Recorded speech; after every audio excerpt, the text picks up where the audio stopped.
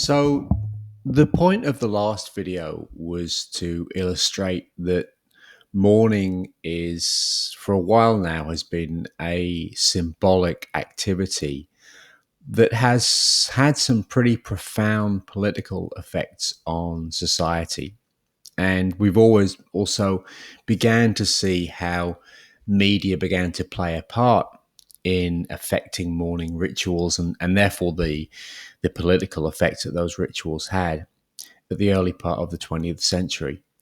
So, what I want to do now is drill down a little bit more into how media rituals came to change the meaning of mourning and the social consequences of mourning, and how social media mourning can be seen as the latest moment in that history.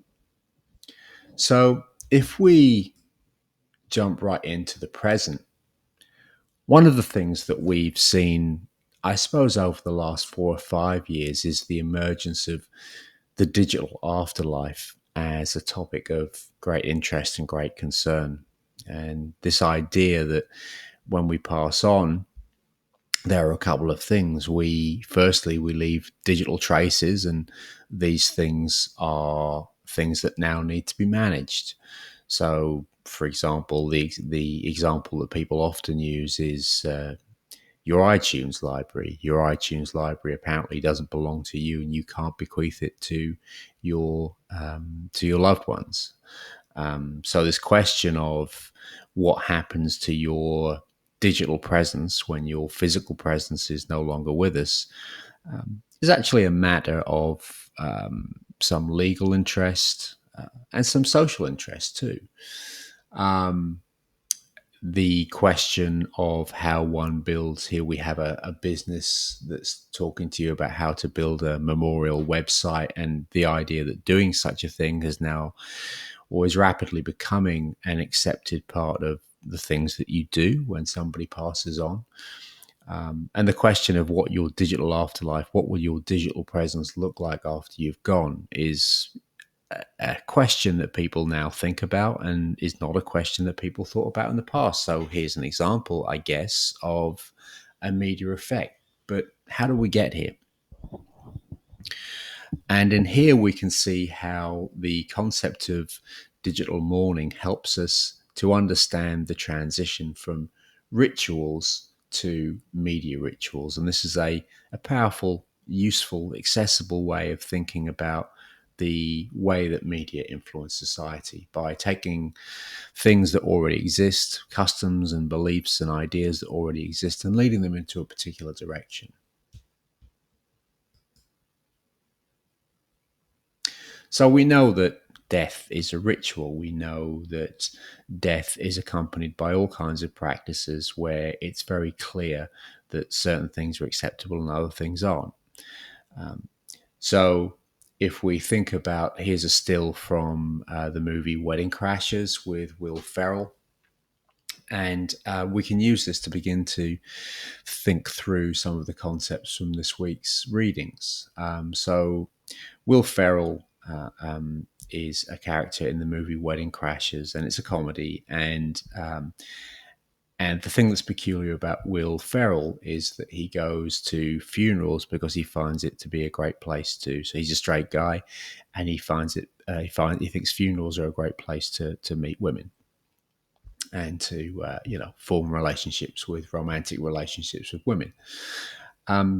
And it's a comedy and it's a joke because, of course, the idea is ridiculous. The idea that you would gate crash a funeral. So he's going along to funerals where he doesn't know that doesn't know the person who's dead or their family, and he's using it to try and strike up some female companionship.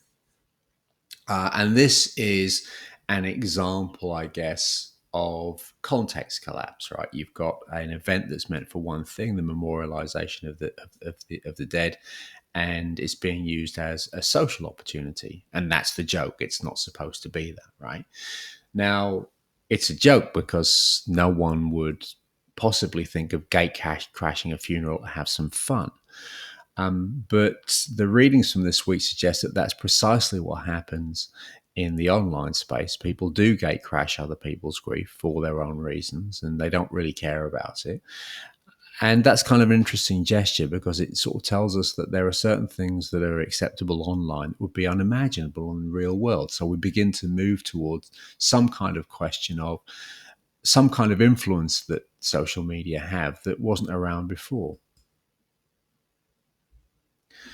It's kind of interesting because it does follow in a pattern, much as these new things are. Because one of the things that we can see over the last couple of hundred years or so is the way that media have become involved in very different ways of relating to the dead. So here's a picture of a family taken with their daughter who sadly passed away. So the image that you see here, the young woman in the middle of the image is dead, and here are a pair of grieving parents having a photograph taken with a dead body. Now, this is not something that we do, or in most places that I know of at least, that's not something that we do. And so, one of the things that we see begin from the middle of the 19th century is the way that new media technologies, as they come along, begin to strike up new rituals around death. And one of the reasons why this happens in the work of the great media scholar John Durham Peters is that he argues, he looks at the 19th century and he says it's kind of interesting. Two things begin to happen at the same time. Firstly, you've got the rise of electronic media, promising instant communication over space and time. And the second is you've got a massive increase in the interest in spiritualism, the capacity to get in touch with the dead. And very often that interest is connected to an interest in electricity. And the conclusion that Peters comes to is that the main impact of what was to become mass media, people became really interested in these things because, on a certain level, there was this kind of growing belief that eventually media technology would grow to the point where it would be able to transcend death. Would people be able to use electricity to communicate with the dead? So, in a strange way, much as we think of the memorial website and some of the activities we see around digital mourning through social media as being quite strange, they're actually a part of that history. The idea of what's your digital presence going to look like after you pass away, you may think about that and say, I really couldn't care less. But it's actually a logical part of this hope that Peters begins to note in the 19th century that's related to media technology development about the capacity to transcend death. And in this notion of digital afterlife, it's kind of gesturing toward that sentiment that's been around for quite some time. So we can see that media in general, particularly electronic media, have changed some of the meanings, some of the hopes, and some of the practices around death over time. And so I suppose one of the things that we can see is that social media are a part of that. But we also need to focus on, well, what's unique about social media? Social media are a part of this story, but they also are a unique episode in this story. The story is changing. Mourning rituals are changing. How can that be related to the unique, what we would call affordances of social media? What are the characteristics of social media that mean that there are certain mourning practices and places now that weren't there before? Well, I think one of the things that we can talk about is from the work of the Finnish scholar Johanna Sumiala, who's written extensively on this. And she connects the changing mourning rituals around death. And she talks about the sorts of things that people do in the wake of mass tragedies, mass shootings, these sorts of things, and how the social media sphere has allowed the public to relate to these events in ways that they couldn't before. And she connects this to the notion of the imagined community. And what she says is that one of the things that social media allow is the formation of communities around grieving that can exist at really large scale. And what we can do is with social media is through forming communities and expressing our own ideas, we can come to have a public voice that wasn't available before, and we can come to write our own narratives around death.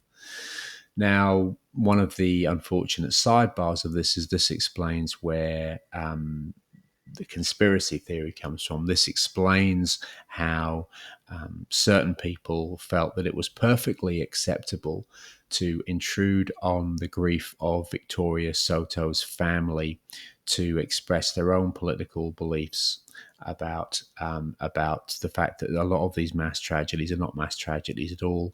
They are staged events designed for political purposes. The photograph you see on the left here is Victoria Soto's sister, who is trying to get in contact with her sister while her sister is lying dead within the school in which she worked.